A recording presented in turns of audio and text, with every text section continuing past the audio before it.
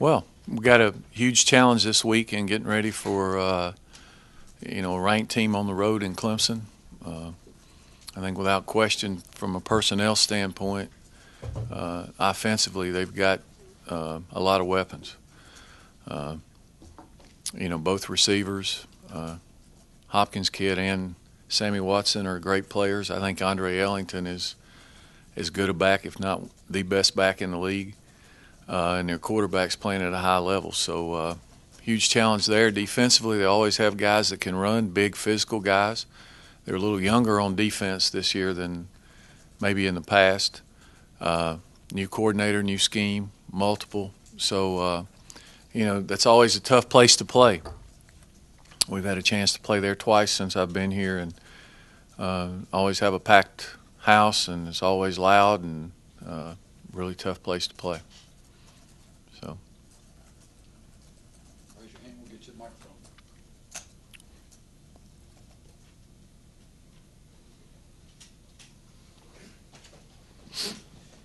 Could you talk a little bit about the progress that Anthony Autry has made over the first, 3 or 4 games? Yeah, I think Anthony is a guy. The most impressive thing to me about Anthony is when he's gone in there, he's flown around, he's played really hard, and I don't think he's afraid of the moment. He's not backed off from it at all, and we're going to play 3 or 4 receivers, but we just felt like that coming off the last game from an effort standpoint and everything, he deserved to start. So if he practices well this week, he'll move into that role.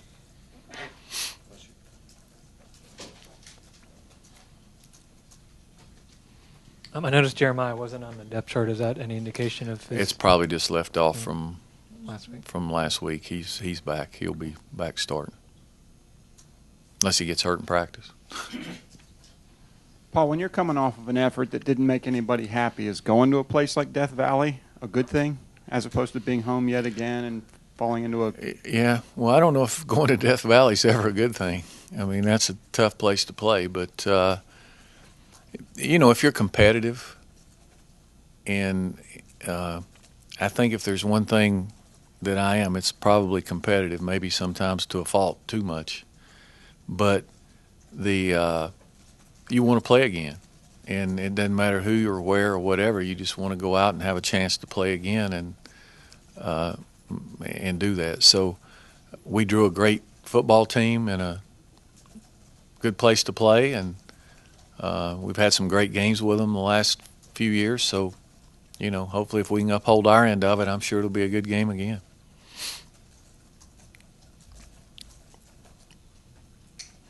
Are there any parallels, and if you can compare the situation last year? I believe you had lost 2 straight going into that game last year and turned it around against Clemson. It's hard for me to remember yesterday, much less last year. I think the parallel is they're ranked again. They got a good team. We had them at home last year, night game. Our crowd was great. Everybody was into it. They helped us. They turned the ball over some early, and we kind of got some momentum going and just kind of hung on and built on that. Certainly we'll have to play better than we've played this year on Saturday if we're going to have a chance to beat them. Paul, when the defense is scuffling like it has the last couple of weeks, do you spend any more time dropping in on meetings, checking in on their preparations, making suggestions, et cetera? Well, I think you do. But at the same time, I think that what you have to do is you have to look at it and evaluate and see what we're asking guys to do and see. That's what I always do. I look at the tape and I want to know what we're asking the guys to do and can they do it. And, the last couple of games we haven't done it very well, but I don't think we've asked them to do anything out of the ordinary. There has been some communication issues, but even having said that, the bottom line is we've got to tackle better. We've got to quit giving up the big plays. You got to take better angles over there. You got to do some of that stuff. Every time the ball breaks the line of scrimmage, it doesn't have to be a touchdown. And so there's a lot of things that we can get better on. but there's things we can get better on everywhere. But you walk that line, because when you hire somebody to do something, you want to give them the opportunity to do it. I don't want them to feel like I'm handcuffing them, and then. So my position has always been, I give people the leeway to do what they need to do, and then I'll evaluate it when it comes time to evaluate it. Now, does that mean if I see something that I think is totally screwed up, I'm going to let happen? No. I'm going to say I don't want to do that, or we need to try to do something else. Yeah. So I don't know if that answered your question. To that end, you said when Coach Groh was hired that one thing you liked about him was he could make fixes and he understood what he was teaching. Have you seen just the kind of fixes and changes in either between in-game or between games that you were hoping for? Well, at times, but I think like anything, we haven't. I'm not going to stand up here or sit here and try to defend how we've played the last couple of weeks. It'd be stupid, because we've played terrible. So it's. But I don't think the man forgot everything he knew in the last 2 weeks. But ultimately, we're responsible. We've got to get it on the field. It doesn't matter what you know. It's what happens. And so we've got to do a better job of getting it on the field. Coach, have you talked to some of the seniors and some of the older players in terms of kind of reaching out to them to get a feel for the team and kind of what they can do to help rally the troops right now? Well, you talk to them repeatedly. I mean, I'm with them every day. And, the first thing, you need some leadership, but the first thing you got to do is everybody's got to be accountable for themselves. And, from coaches to players to whatever, you've got to do your job. And people have got to be able to depend on you doing what you're supposed to do. You can be a rah-rah guy and yell and do all that. If you're not doing what you're supposed to do, probably not a lot of people are listening. So it's but we talk about that all the time. I mean, if you've ever been involved with a team or on a team or coached a team, I mean, people say, have you thought of this or that? I promise you we have. Now, you might not see it, but it's like everything. I don't, when the game's over, I don't just go home and go, boy, that was a tough one. I mean, you replay it a zillion times, and you try to, what can I do to get better here? What do we do to get better there? And it eats at you, eats you up. About the leadership, after such a tough 2 games, and then going to a real challenge, what is their, beyond just doing their job, what is their role as leaders on this team, do you feel like? Well, it's like I said, everybody has to be accountable, and everybody has to have some ownership, and it's not just the seniors, it's the guys who are redshirting on the sidelines and the guys on the scout team. I mean, they got to take some ownership in the team, and there's got to be some energy on that sideline. They got to be cheering for just because you're not playing don't mean you stand over there like a corpse. And it's like from everybody involved, coaches, everybody, you got to be upbeat.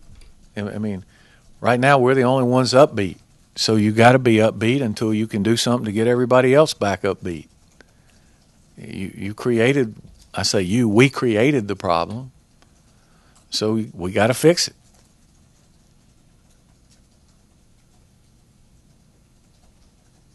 Your captains, from what I know of them, can tell, they're all hard workers and all that.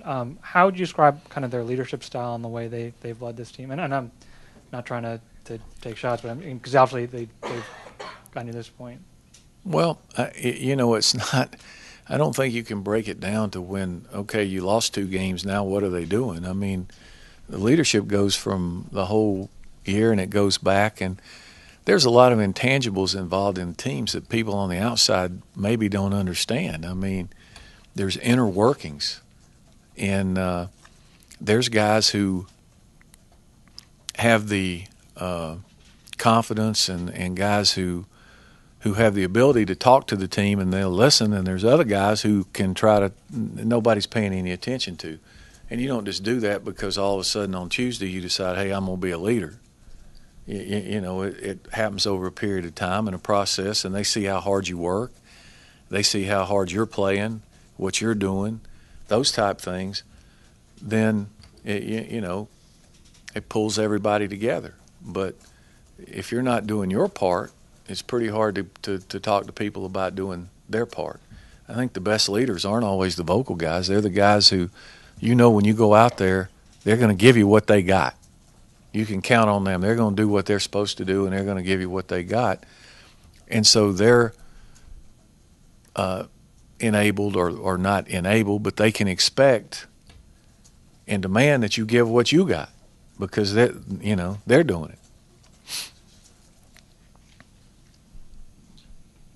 Obviously, fans get upset after games like this, and they'll call Dan and complain or whatever like that. Do you feel a little bit like, because of the success you had coming out of the gate the first couple of years, that maybe the expectations got out of whack? Nobody's going to have higher expectations than I do. And anybody who knows me knows that. So it's like that's what fans do. They want to win once a week. You would rather have fans like that than you would fans who didn't care. Do you ask about being out of whack? They're out of whack everywhere. It's no different. Every place thinks they're supposed to win once a week. Unfortunately, when you play games, everybody can't win once a week. But so there's always going to be one side who's upset and one side who's happy. Fortunately, through my 30-some-odd years of coaching, I've been way more on the other side than this side. And you just put your head down, you keep working. I don't think I forgot how to coach in the last 2 or 3 weeks. I hope I didn't. So you just keep plugging along, and hopefully you hit the other streak. That's usually what happens.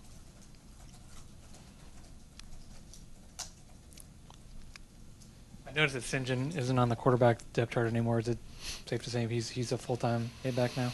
That's where he's practicing full-time. I mean, he would still be the third quarterback if something happened. We've tried to get Vad, the way the games have gone, we're trying to work him in more and more and give him more reps, we're bringing him as fast as he can come.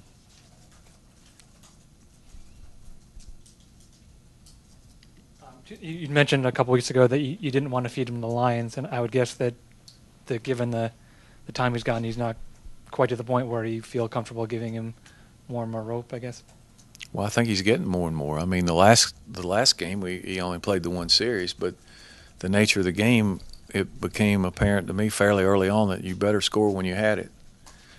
And we killed ourselves with turnovers and lost possessions, and had penalty and lost possessions, and I just felt like the way the game was going, Tevin gave us the best chance to try to win the game, and so that's why he didn't play more. But most games we'll try to have a plan to get him in, and as it warrants and as it progresses, he'll play more and more.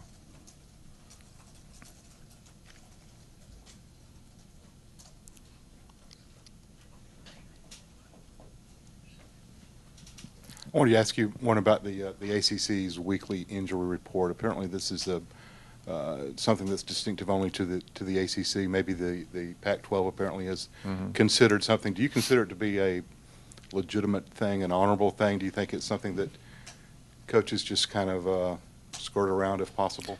Actually, the coaches don't do it, or they're not supposed to. It's a league thing that when we voted on it, we actually got it from the Big 12. And what was happening is at the ACC, at the head coaches meetings, there was a deal about the media asking every day about people injured, and you got HIPAA rules, and you've got all kinds of things going on.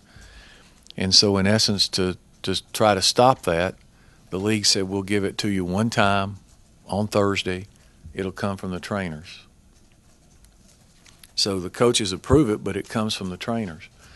Now, do I think it's bogus? I know ours isn't, because Coach Shoup does it. I know who's out way before Thursday on our team, but he's the guy who hands it out. The thing that might be questionable sometimes is who's probable or doubtful or questionable, or some of that might be. But it's kind of modeled after the NFL thing, really.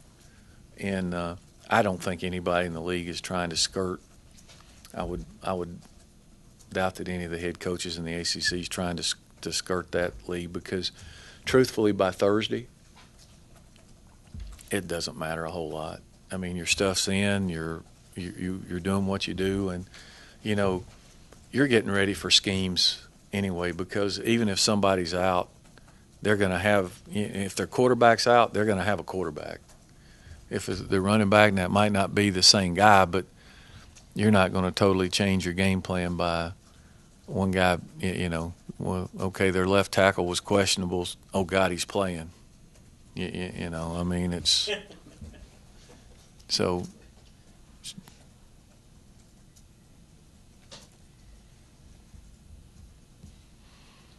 How did you feel like Tevin played on Saturday? I mean, it seemed to me like he had a couple passes that were not great, good. But he wasn't by himself. I mean, we didn't coach great. We didn't play great. It was kind of a group effort. So it was not one of his better games. It seemed like going into the season, the offensive line on paper was supposed to be one of the strengths of the team. Kind of what's your evaluation at this point of their performance? Have they underperformed, overperformed up to expectations? Well, I think it's a mixed bag. You can look at both ways. There have been games where they played fairly well and games where they didn't play as well. Saturday was one of those times we did not play particularly well up there. But as I said, we didn't play particularly well anywhere. And they've been banged up a little bit.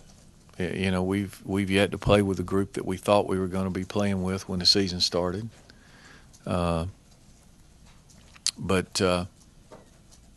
they've had their moments. Have they played as good as I thought they would play to this point? Truthfully, probably not consistently. But that doesn't mean that they've played poorly. I mean, you can take numbers and make them look any way you want. You just twist them around, any way you wanted to twist them.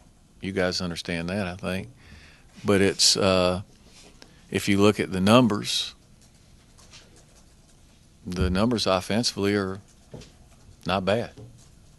Now, as it translated, the bottom line is having more points than they do at the end of the game, and that has not been good. So, but to say they've been a disappointment, I don't know that would be a fair assessment either. Paul, when Dabo made the move to bring Brent Venables in, what did it do to Clemson defensively? I mean, obviously they got a lot of young guys and graduated some guys, but what kind of scheme changes have you seen? Well, they're multiple. They were pretty much a base 4-3 defense, and now they're a little bit of 3-4. They play a lot of 8-man front. They're more multiple than they have been, I think. I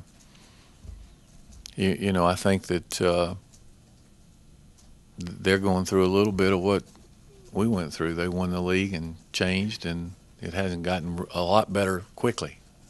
But he's got a great reputation. He's a great coach. I'm sure they're going to be good. And they've played good enough to win. They've lost one game. So their numbers are going to be skewed a little bit too, because when you play offense that way, where you never huddle and you try to run all those plays, the flip side is the other team's going to run a lot of plays. So, they probably play 2 or 3 possessions a game more than a normal team would. And they've been way ahead in some games and taking guys out, and that's why I say the numbers can be deceiving sometimes. Well, when you look at Taj Boyd, how much better is Taj Boyd this year? What differences do you see in him in his second year in this offense? Well, he's clearly better. I think the experience factor. He's confident. Of course, he was playing awfully good a year ago when he came in here. He's got so many weapons. I mean, he's got great guys around him. The 2 receivers might be the 2 best receivers in the league. on any team. And the running back's a great player. Got a couple veteran offensive linemen. So he's got a lot of weapons. They got a really good scheme. They seem to understand it, and he's done a good job leading it. I mean, he's playing at a high level, no question. What kind of sense do you have of how they're going to play you defensively? Your offense versus their defense. Is there much tape that you have of them of what Venables? We've got 5 games that they've played so far this year, so, and then we'll go back and look at some other games.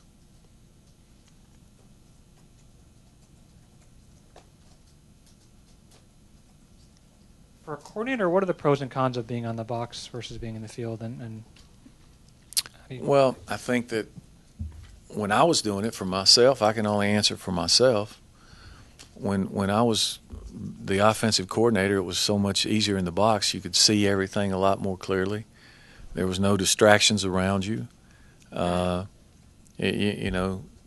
had time to jot down anything you wanted to talk about at halftime or adjust or go through, and it was just less chaotic. And clearly you can see better from the box than you can from the sidelines. The disadvantage would be that you're not, I guess, having the pulse of the game, and when they come out between series, you have to rely on somebody else to adjust for you, but you're telling them what to do. For instance, for most of the years that I was in the box as offensive coordinator, Coach Seawalk signaled the plays. He was the offensive line coach. He would signal the plays, and when they would come out, I had a phone for the quarterback, but they would all sit down like they do now, and he would keep the headset on, and he would go point by point on what we told him. That's kind of the way that we've tried to do it last week on defense. But that would be the advantages and disadvantages in my mind. But to everybody else, you'd have to ask them. It's probably, if I had to guess, I would guess it's probably 70-30. Most of them are in the box, but there are guys who are on the field. You've made a decision on what you'll do going forward with Coach Grill? We haven't sat down and talked about it. I don't know why we would change, but if he felt strongly one way that he wanted to be somewhere, I wanted to make sure we tried that to see if it would help. I don't know that it's not too early to make a decision on that. So, but once again, there has to be some leeway if he feels strongly and there's a valid reason and he can give me a valid reasons why he wants to be down there. If you're going to hold him accountable, you've got to give him some leeway to do it the way he wants to do it.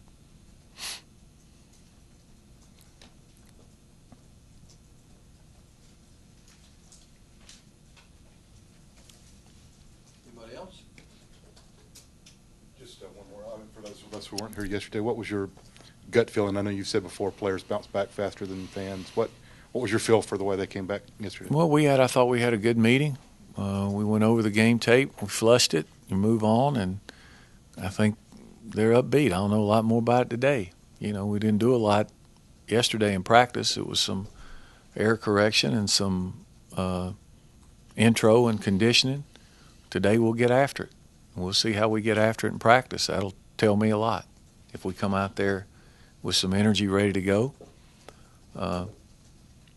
it's like I told them yesterday, I know that we're a better football team than we played, and I'm not going to give up on them.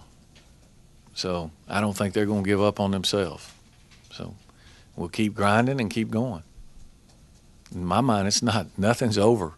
You keep playing. Not just specifically about the past 2 games, but just for defense generally, even going back the last couple of years, how much difference would it be to have a playmaker like, Morgan or Burnett or something along those lines, in the defense? Well, you mean a guy that starts in the NFL? Yeah. I think no matter where you played, it would be good to have those guys. What you would hope is that some of the younger guys would come along.